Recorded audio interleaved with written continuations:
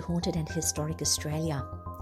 For this Halloween special, we are giving you a sneak peek into a new upcoming series called Legends of the Land.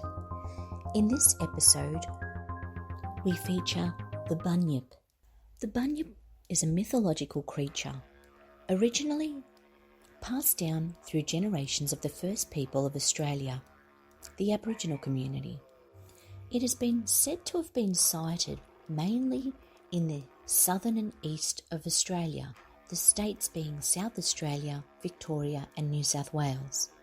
As with many of the mythological creatures we all know, there have been many sightings associated and cases recorded throughout history.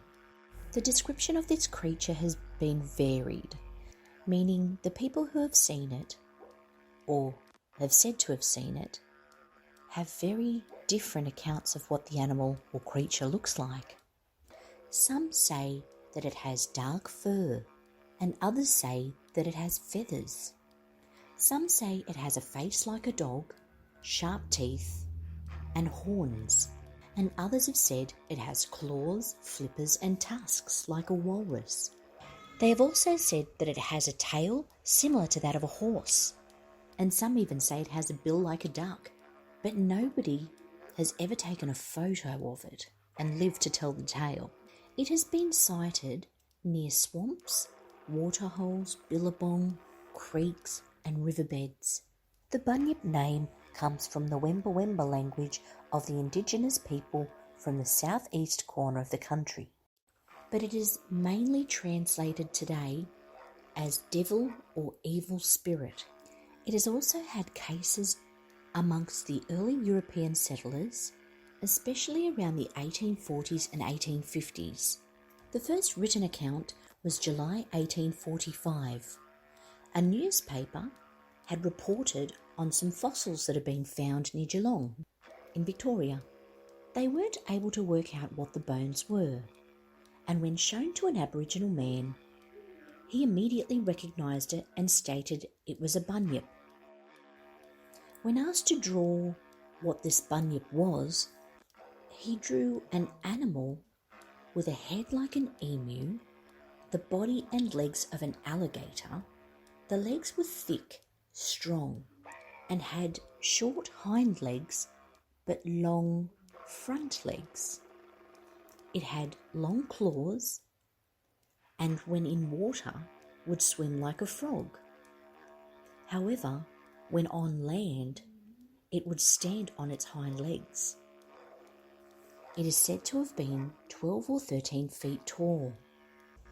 Nobody really knows what a bunyip sounds like. Many stories of cries coming from waterholes indicated that a bunyip may have been around. It could have been that they'd caught a victim and were feasting. Or this could have been the bunyip itself crying out because it was hungry. The bunyip sort of sounds like maybe the character from Jeepers Creepers or the Predator. It's enough to make you want to keep away from waterholes and rivers for the rest of your days. Either way, we don't really know what it sounds like or what it looks like, for that matter. But one thing is for certain, you wouldn't want to meet up with one. The bunyip, which would most likely eat anything in its way, has been said to particularly enjoy eating women and children, which brings a new meaning to women and children first. There is also a skull on display at the Australian Museum in Sydney. It was taken from the banks of the Murrumbidgee River in New South Wales. The person who found this skull said it was that of a bunyip.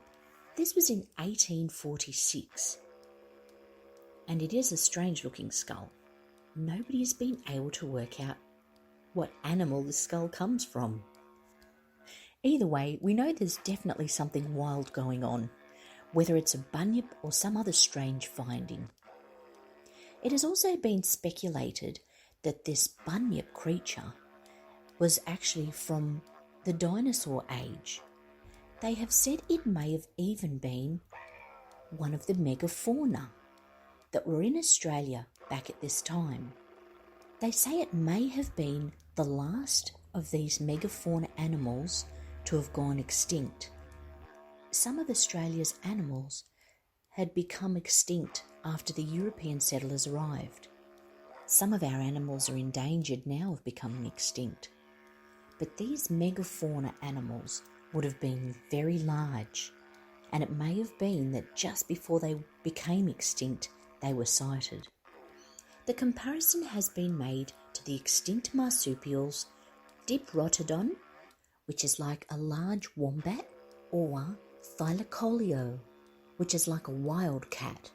If they found bones that they didn't know or weren't sure of, perhaps they would go towards a mythological creature. There is another early account from one of the European settlers, a convict by the name of William Buckley, who is actually going to be featured in an upcoming episode of Criminals, Cutthroats and Convicts. William Buckley, who absconded from the colony in the early 1800s, disappeared from the colony for some 30 years. But we'll get into his story another time. He is said to have seen a bunyip. He only ever saw the back of the animal, which he said was covered in grey feathers. He has described it as being the size of a small cow. He has also said it was an amphibious animal, meaning that it lived mainly in the water. He also claims that this bunyip was believed to have supernatural powers. This story by William Buckley was written in 1852. It is funny, he was already wildly popular for having disappeared for 30 years. He didn't really need to make up a story about a bunyip as well, so it is quite strange.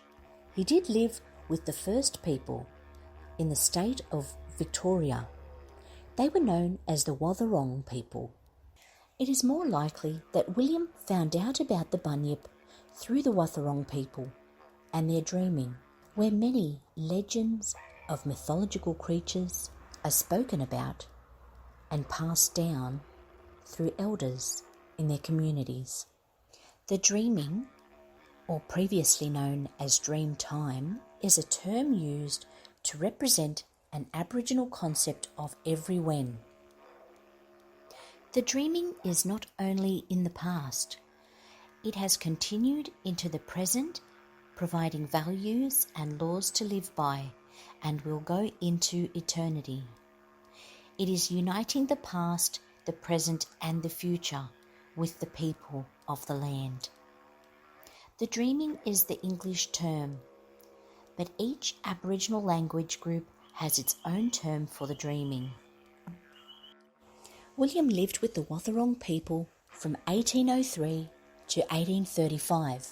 He says he did try and spear a bunyip once, but he did realise that if he had succeeded in killing the animal, his Aboriginal friends may have killed him. There are many pictures that have come to light and illustrations drawn of the bunyip. They all look quite different, which is very strange when there's been so many sightings and recorded cases. There have been many skeptics over the years that have said that this bunyip has just been a tale that was told to keep kids indoors and not roaming off. But many of these tales are mentioned in the dreaming and have been passed down through elders. Elders are to be trusted, and it is very important to the first people to believe. So it is very interesting. If the first people have held on to these stories for centuries, there's got to be some truth in it. As hideous as he sounds, there's actually a friendly bunyip, the bunyip of Berkeley's Creek, which is said to be lurking outside the State Library of Victoria. Whether the bunyip is a megafauna animal from the dinosaur time, or perhaps it's just a very large animal we've not seen before.